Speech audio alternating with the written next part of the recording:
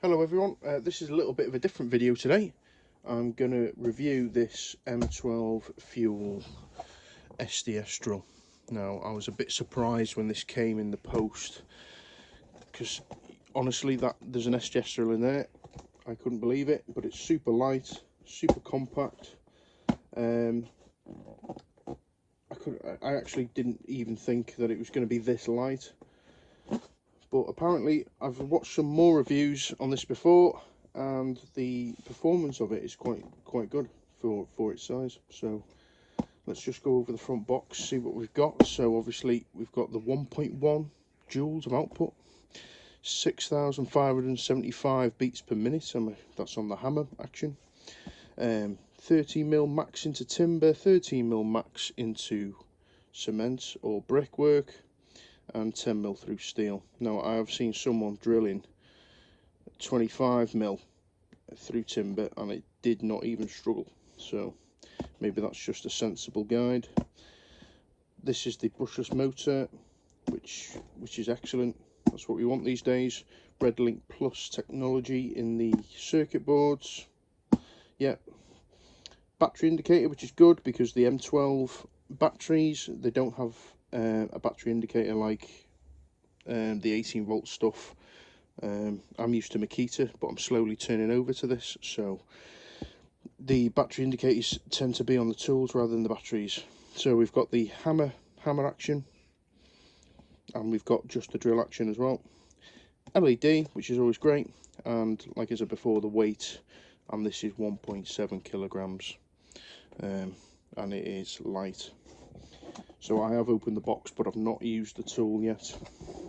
So it's just stating on the back what technology we've got in there. We've got the power state brushless motor. So if you pair that up with the RedLink battery pack, I've got the 6 amp, not the 4. There it is.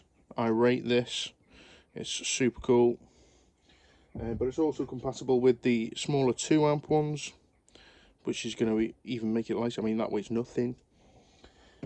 And you've got RedLink Plus intelligence, yeah, all that sort of gear. So let's stop faffing and let's get into the box.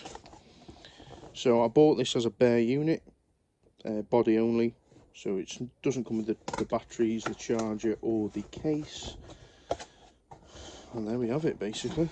So the actual unit itself, and then all the nonsense here. But it's not nonsense, because the warranty, if you activate that online, it'll double the warranty period, and it's just yeah, the stuff we don't want to read, but we should.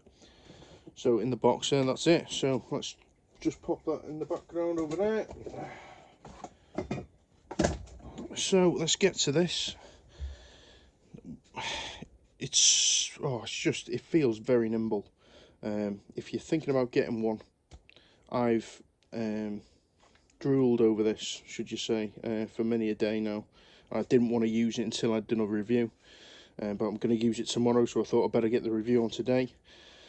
So it's well marked up with the brushless motor. It's the fuel version, like we said. Now, a lot of other ones, I'm going to show you an example, but it's not a 12 volt. This is what I was using before for a compact drill. So that's the Makita 18 volt, and you can see the location of the trigger at the top. Sits near enough directly behind your line of drill, and the DeWalt one's the same. So Makita do a 10.8 volt, and DeWalt do a 12 volt, I think. But I think the pro of this is because they've mounted the motor up the top instead of down the side here. It just gives it a little bit, just balances it a little bit better. So using that at heights, or if you're drilling battens onto ceilings to lower the ceiling, yeah, it's really good. So the norm, we've got the forward and reverse functions on this. There's our battery indicator there. A nice rubberized pistol grip type hold, so you can really grip that nice and tight there. Here's your function to switch between drilling modes. I mean, that does actually feel good quality. It feels better quality than this thing over here, which is a bit gammy. This one feels quite nice. This isn't metal, this is all plastic, but you can tell that's steel under there. It's got a metal gearbox as well, if that helps. And the information on the back here, I know for a fact this spins faster than the Makita, so I'll do a little test of that in a minute. So the battery port there, so it's got the 2 prongs, so that's going to accept any 12 volt battery, whether it be a 2 amp, 3 amp, 4 amp, 6 amp. And the little cutout here is for the 4 and the 6s, and it sits just nicely in there. So let's just get one in, and there you have it. And see the LED lights lit up there. I'll go through that in a minute. So this, with the 6 amp or the 4 amp, it'll allow it to stand up. However, if you do want to swap it out for the 2 amp, which does have its uses,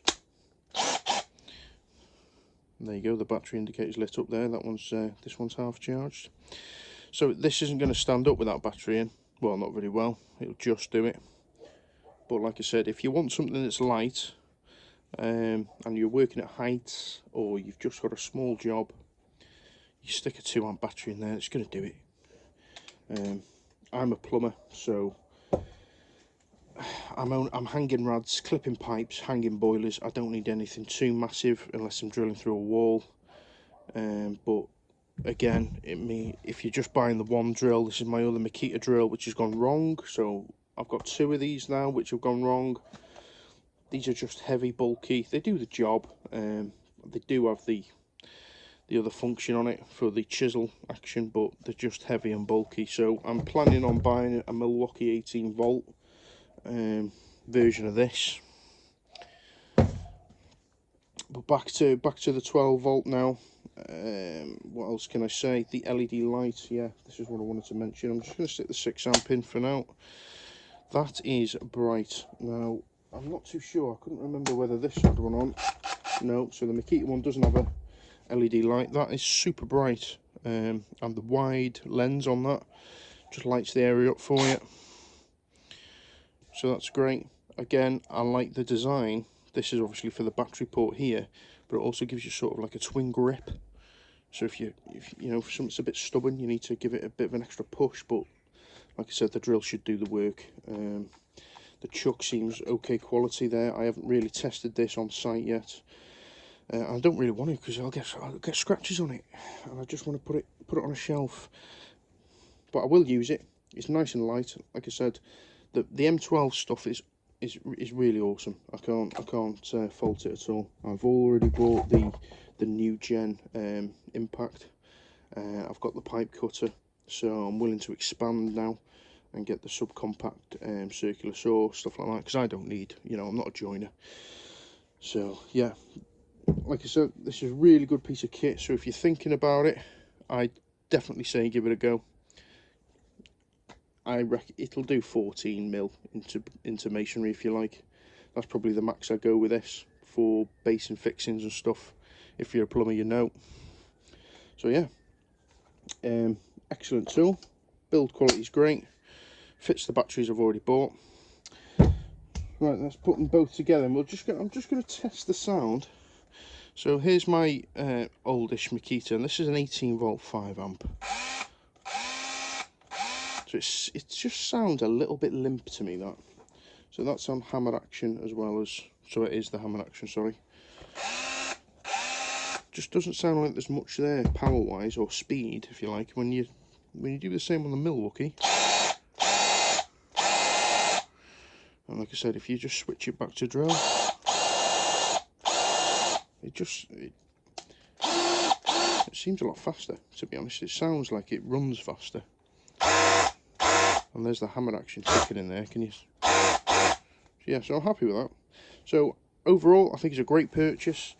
A belt loop would have been okay on this, but perhaps with it being an SDS drill, I didn't think the need. And to be honest, I wouldn't really want to hang that off my pants in case I dropped it.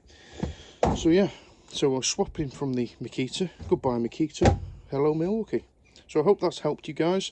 It's really light. You know, if you just want it for light works, that's great, but I think it'll do a bit more than it says on the box. So thank you very much for watching this, and I hope it helped.